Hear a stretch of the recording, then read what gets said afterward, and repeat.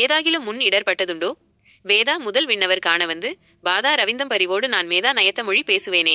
விளக்கம். இந்த பாடலில் அருணகிரிநாதர் முருகப்பெருமானின் திருவடிகளை போற்றி அவற்றின் தரிசனம் கிடைத்தால் தான் மெய்யான ஞான மொழிகளை பேசுவேன் என்று உறுதி கூறுகிறார். ஏதாகிலும் முன் இடர்பட்டதுண்டோ? இங்கு அருணகிரிநாதர் முன்பு எப்போதாவது ஏதேனும் துன்பங்கள் ஏற்பட்டாலும் அல்லது துன்பங்கள் நேர்ந்தாலும் என்ற பொருளில் கேட்கிறார். இது ஒரு பொதுவான கேள்வி அல்ல, மாறாக முருகப்பெருமானின் அருளின்றி ஏற்படும் இடர்களை குறிக்கிறது.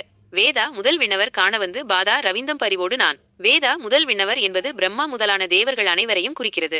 அவர்கள் வந்து காணும் அரிய காட்சியாக முருகப்பெருமானின் பாதாரவிந்தம் தாமரை போன்ற திருவடிகள் உள்ளது. அத்தகைய திருவடிகளை பரிவோடு அன்போடும் பக்தியோடும் நான் மேதா நயத்தமொழி பேசுவேனே. மேதா என்பது நுண்ணறிவு ஞானம் என்பதை குறிக்கிறது. நயத்தமொழி என்பது இனிமையான உயர்வான உண்மை ஞானம் நிறைந்த மொழிகளை குறிக்கிறது. அதாவது முருகப்பெருமானின் தாமரை திருவடிகளை கண்டு வணங்கும் பாக்கியம் தனக்கு கிடைத்தால் தான் முன்பு பட்ட துன்பங்கள் நீங்கி ஞானம் நிறைந்த உயர்ந்த மொழிகளை பேசுவேன் என்று அருணகிரிநாதர் தனது மன உறுதியையும் முருகப்பெருமான் மீதான ஆழமான பக்தியையும் வெளிப்படுத்துகிறார். இது முருகனின் அருளால் தனக்கு ஞானம் கைகூடும் என்ற நம்பிக்கையின் வெளிப்பாடு. சுருக்கமாக இந்த பாடல் முருகப்பெருமானின் திருவடிகளை தரிசிக்கும் பேறு கிடைத்தால் அஞ்ஞானம் நீங்கி ஞானம் பெற்று மெய்ஞான மொழிகளை பேசுவேன் என்று அருணகிரிநாதர் சங்கற்பித்து கூறும் ஒரு பக்தி பாடல்.